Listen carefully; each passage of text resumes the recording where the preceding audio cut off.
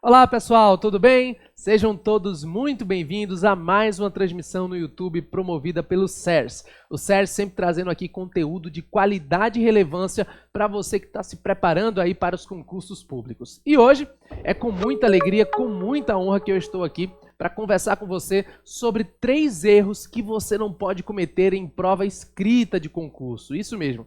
Se você está pensando em fazer um concurso que tem prova escrita, fique até o final desse vídeo porque as dicas serão imprescindíveis, serão fundamentais na sua preparação. E de início, eu quero te convidar a deixar o seu like aqui, comentar, interagir, encaminhar a sua pergunta e, é claro, não se esqueça também de se inscrever e ativar as notificações para receber os próximos vídeos. Olha, você que ainda não me conhece, meu nome é Marcílio Ferreira, eu sou procurador do Estado, atuo como advogado público há alguns anos, sou também professor aqui do CERS, doutorando e autor de livros e artigos jurídicos. E quero convidar você a fazer parte do meu canal no Telegram. Se você ainda não faz parte, pegue agora o seu celular, aponte a câmera para esse QR Code e tenha acesso gratuito ao conteúdo que eu posto por lá diariamente, tá bom? Então vamos lá, vamos falar sobre esse assunto que é tão relevante para você que está se preparando aí para os concursos. Veja, muita gente se prepara para a primeira fase, para a prova objetiva. Consegue a aprovação, consegue tirar o ponto de corte. E quando vem a prova discursiva, que exige aí algumas habilidades diferentes, a pessoa trava, é reprovado e não consegue lograr êxito, não consegue ser aprovado e nomeado para o cargo tão sonhado.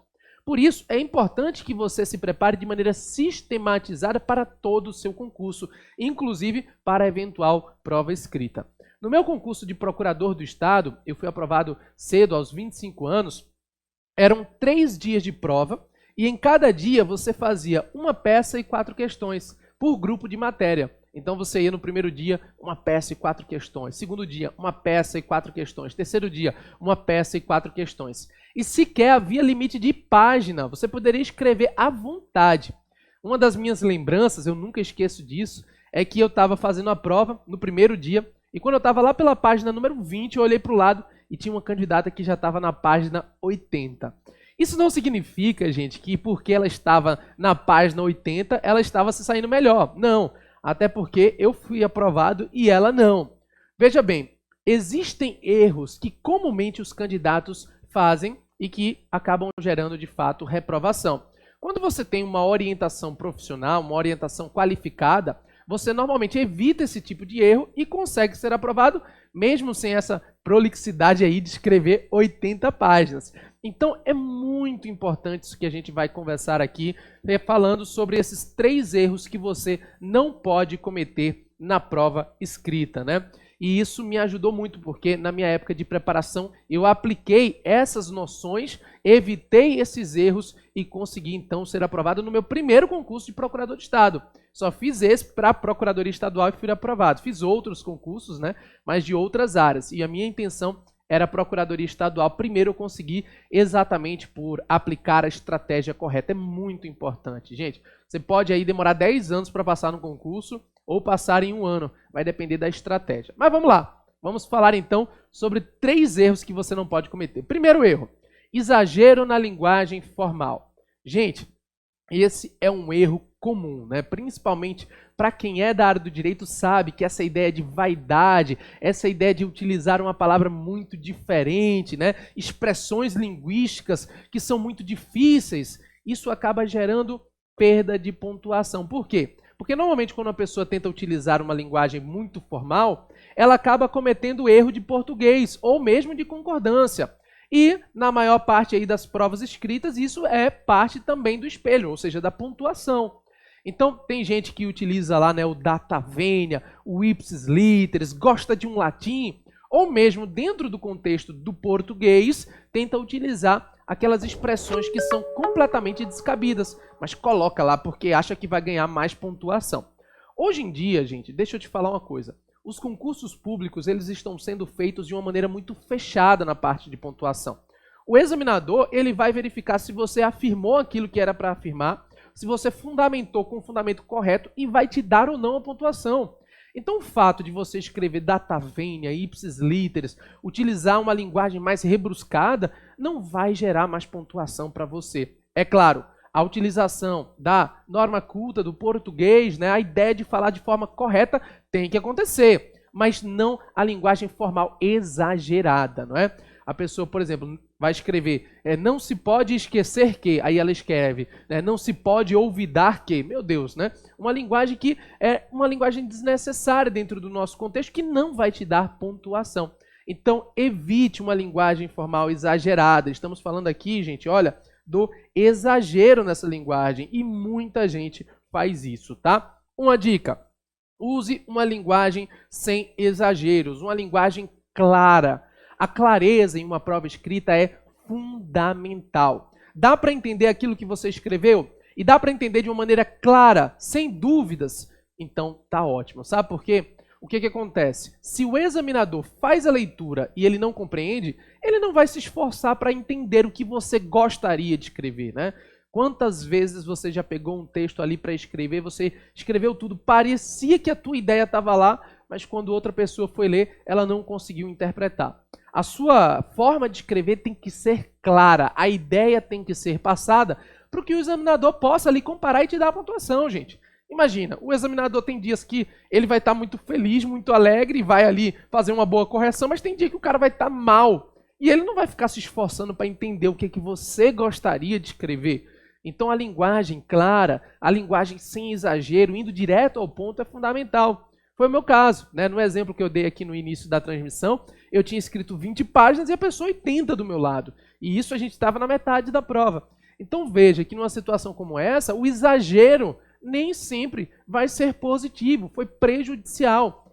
E principalmente quando você lida com bancas mais conhecidas, né? No meu caso aqui, eu atuo como procurador de Estado em Goiás, a gente teve banca própria, né? A banca aqui foi a Associação de Procuradores. E aí tinha esse negócio de não ter limite de página.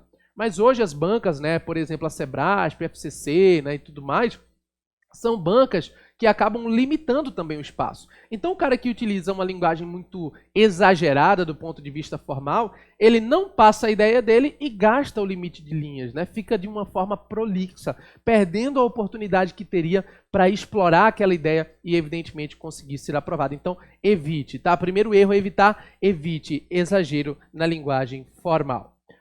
E esse é fundamental. Treine, é importante. Mesmo você ainda se preparando para a primeira fase, já comece a fazer alguma coisa voltada à segunda fase também. Segundo erro, fugir do tema proposto. E a consequência aqui é um pouquinho mais grave, né?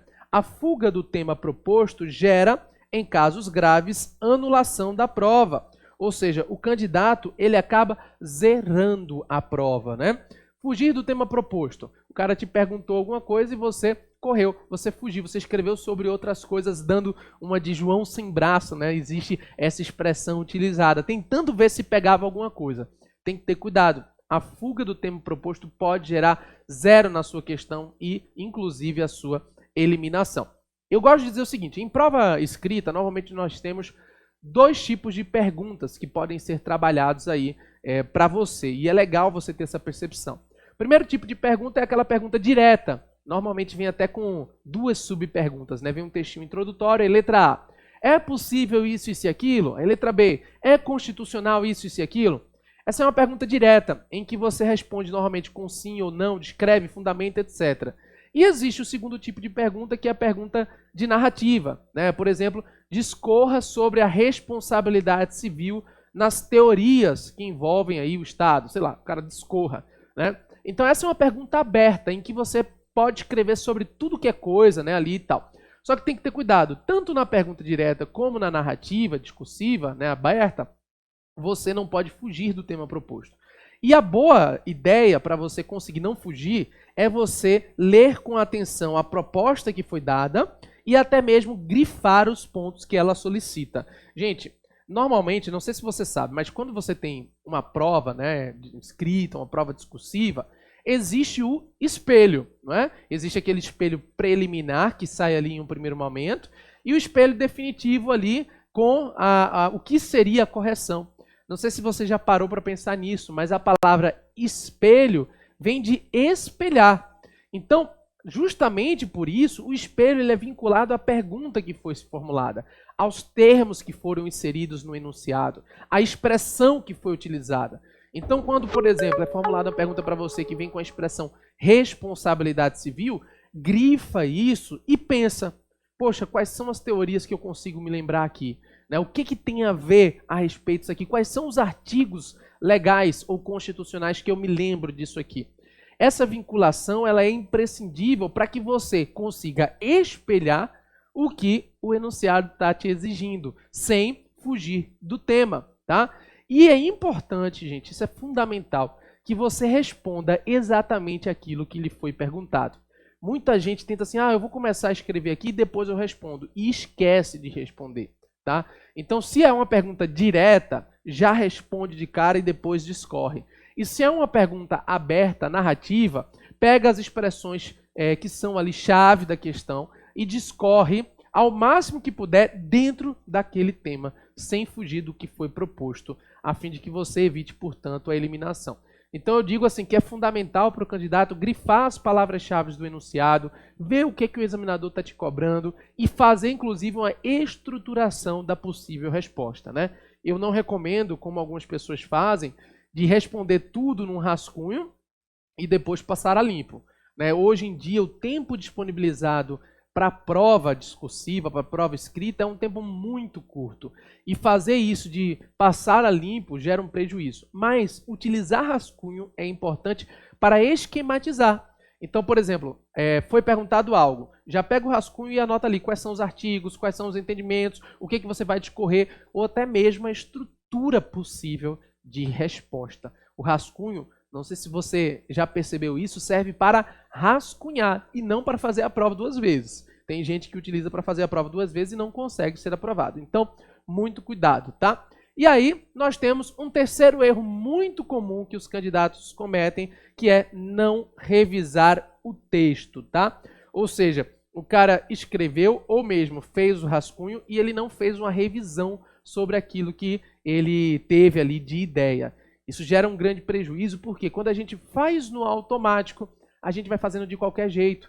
É normal que na base do automático a gente coloque ali ideias sem refletir. E às vezes tinha alguma coisa a mais para escrever e você não escreveu. Ou mesmo tinha alguma coisa que você colocou, mas não estava delimitado ao que foi perguntado. Tinha alguma coisa que você colocou e estava errado. E dá tempo, né? Na prova escrita, existe a possibilidade de você tirar algo que você escreveu de forma equivocada, né? Normalmente o edital estipula a regra. Às vezes é um traço, como normalmente é um traço que você passa na expressão que você quer eliminar. E é importante que isso aconteça, que você revise o seu texto, né? Na minha prova de concurso de procurador do Estado, eu não me esqueço que em um determinado momento eu perdi pontuação por não revisar o texto.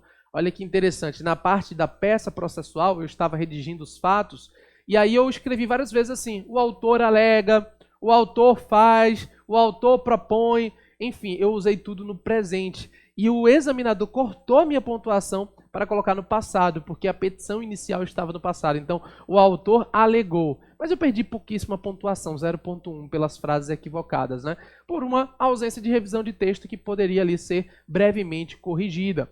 Também já tive oportunidade de fazer prova discursiva em que eu tinha escrito ali quase tudo perfeitamente. Quando eu olhei de novo, eu vi que tinha colocado um entendimento que já havia sido superado. Cortei, coloquei o entendimento certo e consegui a aprovação. Então é importante você revisar o texto. Por quê? A não revisão do texto gera como consequência a falta de alguma informação. A falta de alguma informação que tenha passado despercebido durante a elaboração do texto. Você poderia ter colocado uma informação fundamental que faria toda a diferença e você simplesmente omitiu. Veja, esse tipo de erro acaba tirando pontuação sua final. E aí, quando vem lá o resultado, você fica, meu Deus, mas por que, né, que eu não consegui? É importante que você tenha uma boa gestão do tempo, inclusive, para você ter tempo para fazer tudo isso, né? Tem gente que não se prepara na parte de tempo, e a gestão do tempo é fundamental. Eu nunca me esqueço, vou contar aqui outra situação, nunca me esqueço na minha prova discursiva, né, que eu cheguei para fazer prova, e eu sempre fui uma pessoa de utilizar pouquíssima coisa. Não sei você, me conta aí, pode colocar no chat, né? Eu uso sempre pouca coisa, eu levava 2 canetas, uma água e no máximo uma barrinha de cereal. E eu me lembro que uma menina entrou na sala, ela sentou próximo assim a mim com uma bolsa, sabe? E aí eu já estranhei. Aí ela tirou da bolsa, gente, eu nunca esqueço, ela tirou da bolsa, né? 5 canetas, 5 lápis, 5 borrachas. Eu já vi que ela tinha cisma com o número 5, né?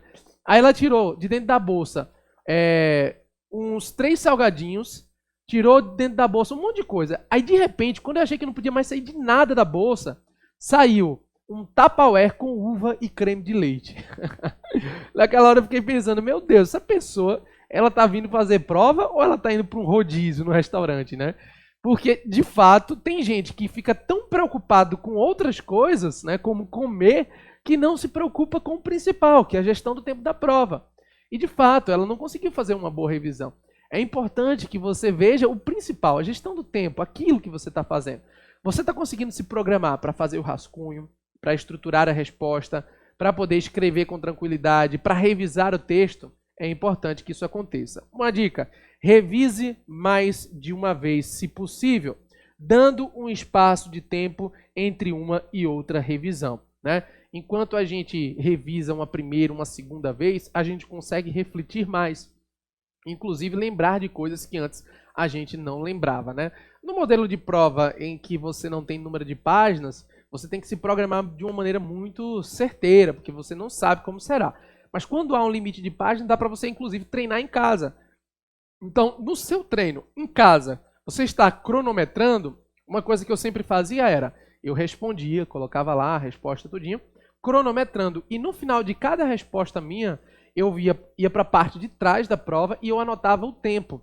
Então, eu fui vendo a minha progressão. No primeiro eu demorava pra caramba na prova, eu comecei a reduzir o meu tempo, e aí eu comecei a ter tempo livre. E ao invés de ficar sentado com a cabeça olhando para cima, dormindo ou cochilando, eu utilizei aquele tempo para, primeiro, incluir um tempo de estruturação de rascunho da prova, e segundo, para incluir um tempo de revisão final. E isso me deu uma excelente, né, performance na hora de redigir. Então, é importante. E, se possível, tente aí dar um espaço de tempo entre uma e outra revisão.